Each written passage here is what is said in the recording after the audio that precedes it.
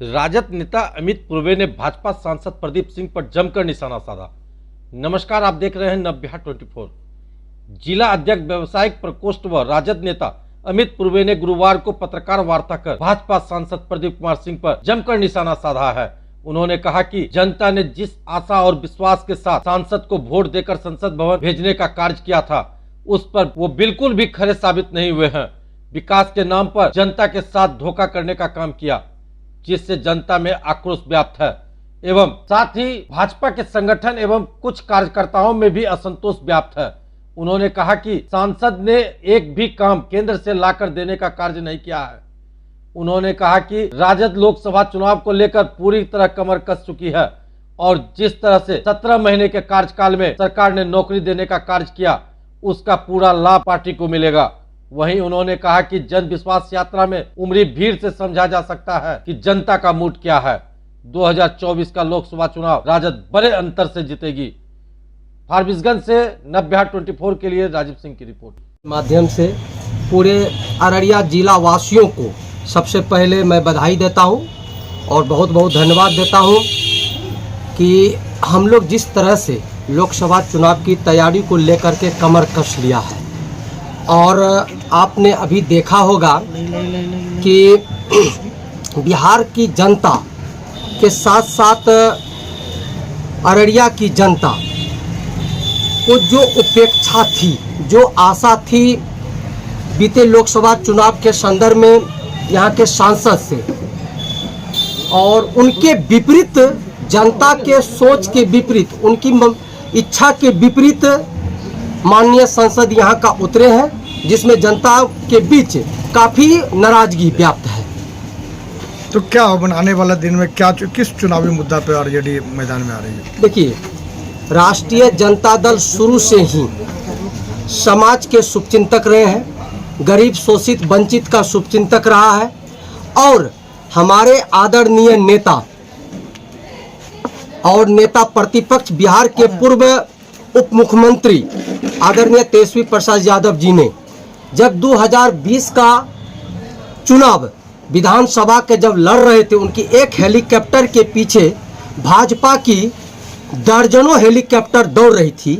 तो ऐसी स्थिति में हमारे माननीय नेता ने एक ही नारा दिया था उस समय, सिंचाई कमाई दवाई का। और जब हमारी सरकार 17 महीना के लिए बनी तो आपने देखा कि 17 महीने के कार्यकाल में आदरणीय तेजस्वी प्रसाद यादव जी ने बिहार में जो रोजगार की बात यहाँ के युवाओं से उन्होंने किया था और यहाँ के युवाओं को अच्छी नौकरियाँ मिली, हर विभाग में नौकरियाँ मिली और साथ साथ हर क्षेत्र में विकास का नया आयाम लिखा गया है। तो अभी तो जन विश्वास यात्रा पे निकले थे आप लोग। हाँ बिल्कुल। क्या उसका लाभ, कितना लाभ मिलेगा लोकसभा चुनाव में? देखिए, जो जन विश्वास यात्रा जो पिछले एक सप्ताह से आदरणीय तेजस्वी प्रसाद यादव जी का चल रहा है पूरे बिहार में, आप लोग भी मीडिया के साथी हैं, मीडिया के भाई हैं और आप लोग के हाथ में ही सारा चैनल का सब कुछ रहता है। आप लोग भी देखे होंगे, ऐसा कोई विधानसभा नहीं रहा होगा जहां लाखों की भीड़ रोड पर जन सैलाब के रूप में आदरणीय तेजस्वी प्रसाद यादव जी का स्वागत करने के लिए रोड पर आए। और उसी से अंदाजा लगाया जा सकता है बिहार की दशा क्या होगी और बिहार की जनता का मानसिकता क्या है, आप लोग समझ सकते हैं। लोकसभा में किसको टिकट मिलने जा रहा है? लोकसभा में टिकट, ये प्रश्न आप किसी के बारे में पूछना चाह रहे हैं? लोकसभा के उम्मीदवार किसे बनाना चाह रहे हैं आपकी पार्टी? और राष्ट्रीय जनता दल किस, देखिए ये बात तो हमारे क्षेत्राधिकार में नहीं है, ये हम लोगों के शीर्ष नेता आदरणीय राष्ट्रीय अध्यक्ष लालू प्रसाद यादव जी, नेता प्रतिपक्ष आदरणीय तेजस्वी प्रसाद यादव जी और आला कमान के नेतृत्व में कोर कमेटी में जो भी कैंडिडेट का चयन होगा, उन कैंडिडेट को लेकर हम लोग चुनाव लड़ेंगे।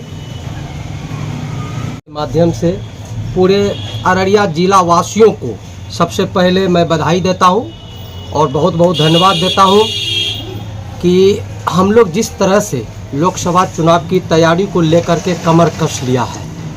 और आपने अभी देखा होगा कि बिहार की जनता के साथ साथ अररिया की जनता को जो उपेक्षा थी, जो आशा थी बीते लोकसभा चुनाव के संदर्भ में यहाँ के सांसद से, और उनके विपरीत, जनता के सोच के विपरीत, उनकी इच्छा के विपरीत माननीय सांसद यहाँ का उतरे हैं, जिसमें जनता के बीच काफ़ी नाराजगी व्याप्त है।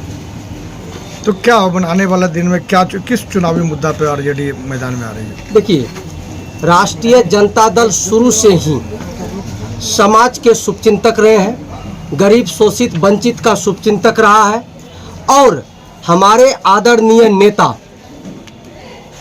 और नेता प्रतिपक्ष बिहार के पूर्व उप मुख्यमंत्री आदरणीय तेजस्वी प्रसाद यादव जी ने जब 2020 का चुनाव विधानसभा के जब लड़ रहे थे, उनकी एक हेलीकॉप्टर के पीछे भाजपा की दर्जनों हेलीकॉप्टर दौड़ रही थी।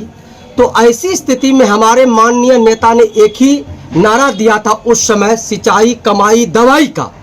और जब हमारी सरकार 17 महीना के लिए बनी तो आपने देखा कि 17 महीने के कार्यकाल में आदरणीय तेजस्वी प्रसाद यादव जी ने बिहार में जो रोजगार की बात यहाँ के युवाओं से उन्होंने किया था, और यहाँ के युवाओं को अच्छी नौकरियाँ मिली, हर विभाग में नौकरियां मिली, और साथ साथ हर क्षेत्र में विकास का नया आयाम लिखा गया है। तो अभी तो जन विश्वास यात्रा पे निकले थे आप लोग। हाँ बिल्कुल। क्या उसका लाभ, कितना लाभ मिलेगा लोकसभा चुनाव में? देखिए, जो जन विश्वास यात्रा जो पिछले एक सप्ताह से आदरणीय तेजस्वी प्रसाद यादव जी का चल रहा है पूरे बिहार में, आप लोग भी मीडिया के साथी हैं, मीडिया के भाई हैं, और आप लोग के हाथ में ही सारा चैनल का सब कुछ रहता है। आप लोग भी देखे होंगे, ऐसा कोई विधानसभा नहीं रहा होगा जहां लाखों की भीड़ रोड